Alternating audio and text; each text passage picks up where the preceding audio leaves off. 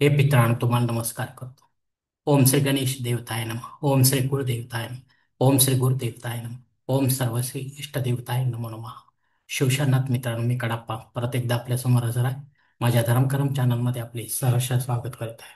मित्रांनो, पंचांगाचे आता आपल्या समोर सादर करीत आहे. मित्रांनो, आज सोमवार दिनांक 6 ऑक्टोबर 2025, शालिवान शके 1947, संवत्सर विश्वावसु, अय्यन दक्षिण,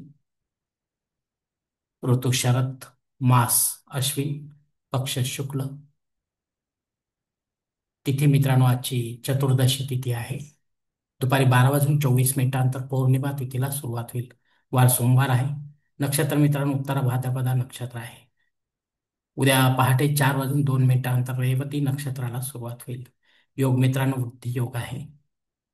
दुपारी 1 वाजून 14 मिनिटांनंतर ध्रुव योगाला सुरुवात होईल. करण मित्रांनो वनिजकरण आहे. दुपारी 12 वाजून 24 मिनिटांनंतर विष्टीकरणाला सुरुवात होईल. रात्री 10 वाजून 54 मिनिटांनंतर भवकरणाला सुरुवात होईल. प्रमुख ग्रहांची राशी स्थिती पहाटे 5:30 वाजता अशी असणार आहे. सूर्य कन्या राशीत असेल, चंद्र मीन राशीत, गुरु मिथुन राशीत आणि शनिदेव मीन राशीत असणार आहे.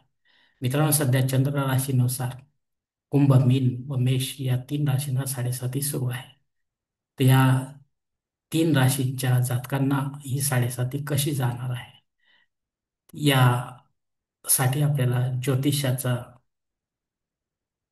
सल्ला घ्यावा लागेल. मित्रांनो, आपल्या कुंडलीच्या माध्यमातून ते आपल्याला सांगतील की ही 7.5 आपल्याला शुभ जाणार का अशुभ जाणार. अशुभ जाणार असेल तरच आपल्याला धार्मिक सेवा शनिदेवतेची करायची आहे. शुभ असतात धार्मिक सेवा करण्याची गरज नाही. मित्रांनो, मुंबई भागातील सूर्योदय असते याप्रमाणे. सूर्योदय सकाळी 6 वाजून 32 मिनिटांनी असेल, तर सूर्यास्त सायंकाळी 6 वाजून 22 मिनिटांनी असणार आहे. मित्रांनो, गोचर ग्रहांची सद्यस्थिती देखील आपण आता जाणून घेऊया. सध्या अस्तंगत ग्रह कोण नाही. वक्री ग्रहामध्ये शनी ग्रह हा 13 जुलै पासून वक्री झालेला आहे. तो 28 नोव्हेंबर पर्यंत वक्री असणार आहे. तर या वक्रीपणाचे फळ तो आपल्या जातकाला कसे देणार आहे, हे देखील आपल्याला ज्योतिषी समजावून सांगतील कुंडलीच्या माध्यमातून, आपल्या जन्मकुंडलीच्या. मित्रांनो, या पंचांगाच्या आधारे आता आपण आजच्या पूजेसाठी लागणारा संकल्प सोडणार आहोत.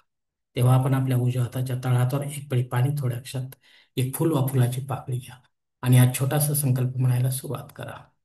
हर ओम शिव शिव शंभोराज्ञा प्रवर्तमानसत ब्रह्मण द्वितीय परार्धे श्वेतवराह कल्पे वैवस्वत मन्वंतर कलियुगे प्रथम पादे जम्बुद्वीपे भरतवर्ष भरतखंडे मेरो दक्षिण दिग्भागे महाराष्ट्र देशे व्यावहारिक चांद्रवन शालिवान शके 1947 प्रभावती षष्टी संवत्सरांमध्ये विश्वावसु नाम संवत्सरे दक्षिणायनी शरद ऋतू अश्विन मासे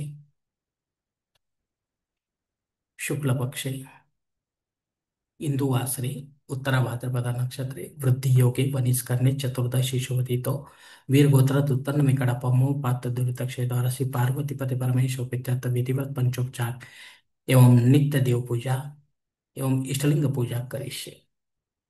मित्रांनो, याच ठिकाणी हा संकल्प संपला आहे. तेव्हा आता आपण आपल्या उजव्या हाताच्या तळहातावर संकल्पाचे पाणी समोरच्या तामणात सोडून द्या.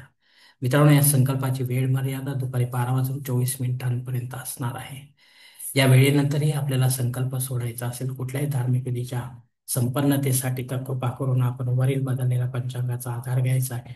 नवीन संकल्प तयार करायचा आणि त्या संकल्पात आपण करत असलेल्या धार्मिक विधीचा उल्लेख अवश्य करायचा. तेव्हाच आपली धार्मिक सेवा संबंधित देवतांपर्यंत पोहोचेल आणि त्यांचे आशीर्वाद आपल्यापर्यंत पोहोचतील. आपले जीवन अधिक सुखमय बनेल.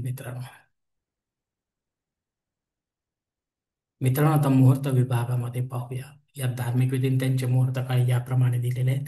सर्वात प्रथम साखरपुडा यासाठी मुहूर्त दिले दिनांक 8, 11, 12, 16 आणि 17. डोहाळ जेवणासाठी मुहूर्त दिले दिनांक 8 आणि 12. बारसे करण्यासाठी मुहूर्त दिले दिनांक 8 आणि 12. जावळ काढण्यासाठी मुहूर्त आहे दिनांक 8, 12, 15. गृहप्रवेश करण्यासाठी मुहूर्त आहे दिनांक 8, 12 आणि 13. आता मुहूर्ताच्या दुसऱ्या भागात देखील पाहूया मित्रांनो. उपनयन करण्यासाठी माघ मासाशिवाय मुहूर्त नाही. विवाह करण्यासाठी मार्गशीर्ष मासाशिवाय मुहूर्त नाही. वास्तुशांती करण्यासाठी तसेच भूमिपूजन व पायाभरणी करण्यासाठी कार्तिक मासाशिवाय मुहूर्त नाही. देवमूर्तीची प्राणप्रतिष्ठा आपल्याला करायची असेल तर आपण अवश्य करू शकता. पण ती केवळ देवी माता व भगवान विष्णू यांच्या मूर्तीची किंवा यांच्या अवतारांच्या मूर्तीची प्राणप्रतिष्ठा आपण करू शकता. विधिवत करा, पंडिताच्या माध्यमातून करा आणि देवकाळामध्ये करा, घरी करा किंवा मंदिरामध्ये करा. प्राणप्रतिष्ठा झाल्यानंतर मात्र या दुसऱ्या दिवसापासून या मूर्त्यांवर संबंधित देवताचा अभिषेक घेणे गरजेचे असते, कंटिन्युअसली रोज मित्रांनो. अन्यथा अशा प्राणप्रतिष्ठित मूर्ती देखील खंडित मानल्या जातात आणि त्यांचे विसर्जन करावे लागते मित्रांनो. मित्रांनो, वरील काही मुहूर्तांच्या तारखेत वेळेची मर्यादा देखील असू शकते. कृपया ते जाणून घेण्यासाठी आपण मला कॉमेंट्स बॉक्समध्ये विचारावे किंवा योग्य पुरोहितास वा पंचांगारकास संपर्क साधावा आणि मगच आपले जन्मकुंडलीच्या अनुसार आपल्यासाठी योग्य असा मुहूर्त निवडावा, जेणेकरून त्या मुहूर्ताचा पूर्णपणे फायदा आपल्याला प्राप्त होईल आणि मुहूर्तामध्ये कोणत्याही प्रकारची बाधा उत्पन्न होणार नाही मित्रांनो.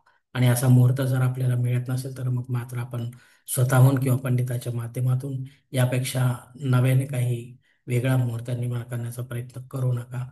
कारण मुळात तो मुहूर्तच नसल्यामुळे त्याचा आपल्याला काही उपयोग होणार नाही मित्रांनो.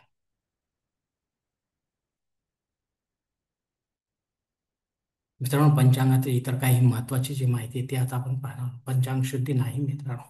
दिनविशेषमध्ये दुपारी 12 वाजून 24 मिनिट पासून ते रात्री 10 वाजून 54 मिनिटांपर्यंत भद्रायोग असणार आहे. या भद्रायोगाचा स्वामी राहू आहे.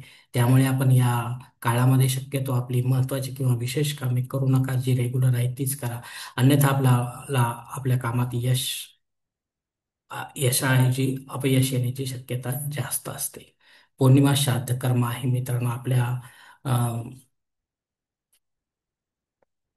आईचे किंवा आपल्या वडिलांचे निधन या तिथीवर झाले असेल तर त्यांच्या नावे आपल्याला पिंडदान युक्त वा पिंडदान रहित असे श्राद्ध कर्म करणे गरजेचे आहे.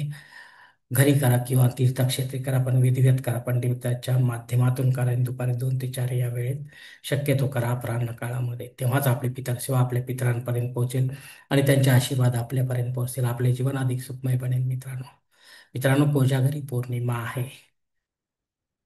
अश्विन पौर्णिमा म्हणजे ही कोजागरी पौर्णिमा असते मित्रांनो. या दिवशी म्हणण्यापेक्षा मध्यरात्री आपल्याला इंद्र, कुबेर आणि लक्ष्मी यांची पूजा पंचोपचार करायची आहे मित्रांनो. काही स्तोत्र पठण करायचे, जप करायचा आहे आणि मसाला दूध आपल्याला चंद्राच्या उजेडात ठेवून तो आपल्याला या देवतांना दाखवायचा आणि नंतर आपण सर्वांनी तो ग्रहण करायचा आहे मित्रांनो मध्यरात्रीनंतर.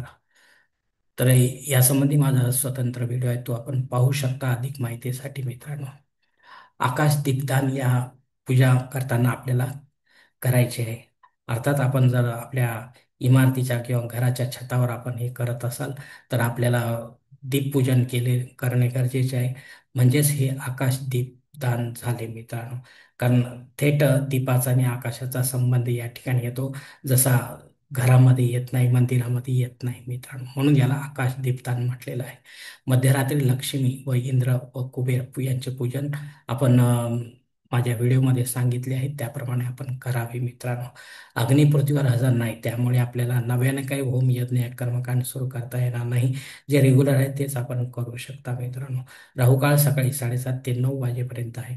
या 1.5 तासाच्या काळामध्ये राहू अत्यंत प्रभावी असल्यामुळे आपल्या कामांना तो बिघडवणार मित्रांनो. त्यामुळे रेग्युलर जी कामे तीच करावी, विशेष किंवा महत्वाची कामे करू नये या वेळेमध्ये. इतर वेळेत करा, जेणेकरून त्यात आपल्याला यश प्राप्त होण्याची शक्यता जास्त राहील मित्रांनो. धन्यवाद मित्रांनो. आजचा हा पंचांगासंबंधीचा व्हिडिओ मी याच ठिकाणी संपत आहे. आपण जर माझ्या मताशी सहमत असाल तर कृपया माझे धर्मकरम चॅनल सबस्क्राईब करा, लाईक करा, आपले कुटुंब मित्रपरिवारासह शेअर करा. तसेच कॉमेंट्स बॉक्समध्ये आपले मत अवश्य नोंदवा आणि माझा पुढील व्हिडिओ आपल्यापर्यंत पोहोचण्यासाठी बेल बटन अवश्य दाबा. धन्यवाद मित्रांनो. पुढील भेटीपर्यंत आपण खुश राहा, आनंदी राहा, प्रसन्न राहा. हरिओम. शिवशंभो महादेव.